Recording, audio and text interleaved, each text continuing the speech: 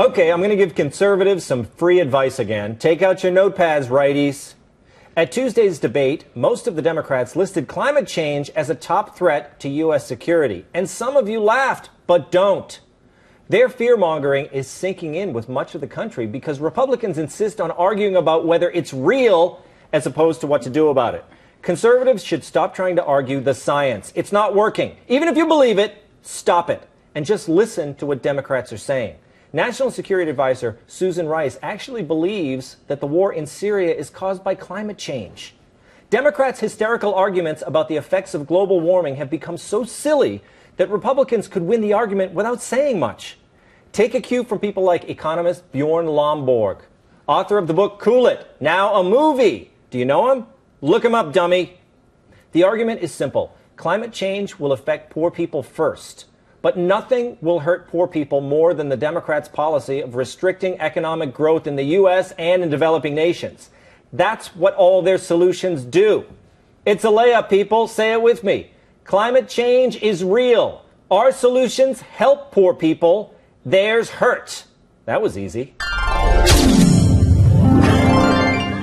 Were we supposed to say it with you? Wow. Yeah, you weren't supposed to be laughing when I finished. You were supposed to be cheering. I was rehearsed it. Look, thought you hypnotized where the words were flying. You must be exhausted after that. I mean, climate change. It's great. I'm not saying it wasn't great. I'm just saying you must be exhausted. Yes, I am exhausted. But didn't I make such great arguments, and haven't I helped a lot of people with their arguments? Well, yeah. I mean, what do you want me to say? Yes? No. Look. Yes, I want you to say Shillue. That's the most brilliant thing I've ever seen. But the problem is that stuff never works when you say, okay, we agree with your premise, and here's what we want to do about it. You never get that. Instead, you get all sorts of bizarre. I mean, look, people said that about the signing the Kyoto Protocol years ago. They said we should just sign it. We should just sign it. Everybody's signing it. I don't want to sign it. Well, we didn't sign it, and we're the only country that actually managed to hit those numbers. Right? Every other country that did sign it broke it. We didn't sign it, and we're doing okay.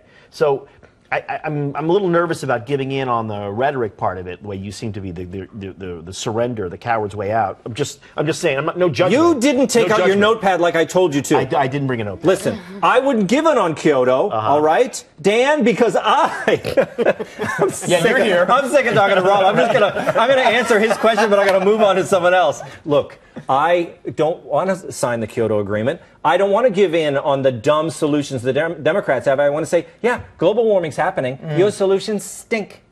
Well, I think, there's a lot of science that maybe shows that there are climate changes happening. And if anyone doesn't think that man can affect the environment, when's the last time you ate a trout fished out of the East River?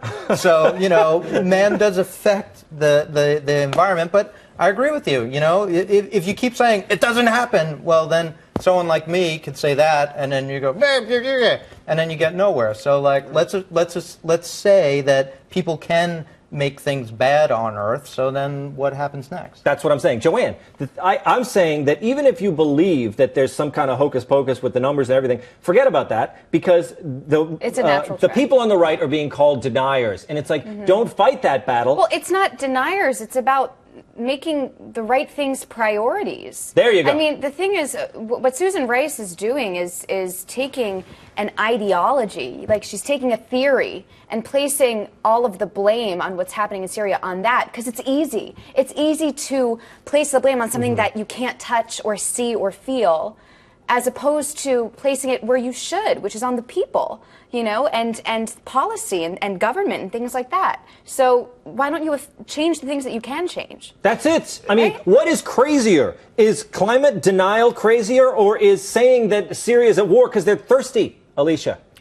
The Syria. I think the Syria that's worse. But I don't know what's happening with the climate. All I know is I've been a lot hotter lately.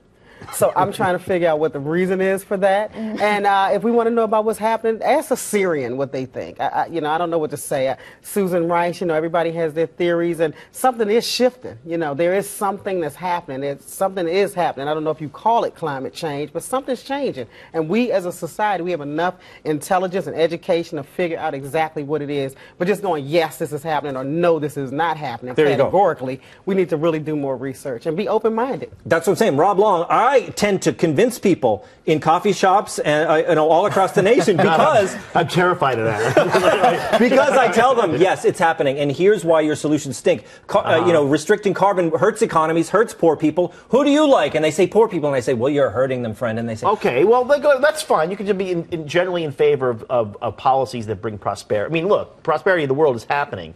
This year will be the year where the fewest number of people on the planet are living in abject poverty, right? Less than 10%. Yes. That's actually a big story. We don't talk about it because people like Susan Rice want to sell gloom and doom. The reason Susan Rice wants to say it was global warming or climate change in Syria is because part of what's happened in Syria is a direct result of the horrible leadership from this administration. There you go. From the White House. Horrible foreign policy, horrible national security policies, and they had a hand in it. So instead of saying, boy, I think we really messed up, she's saying, it's just the weather. They all have seasonal affective disorder.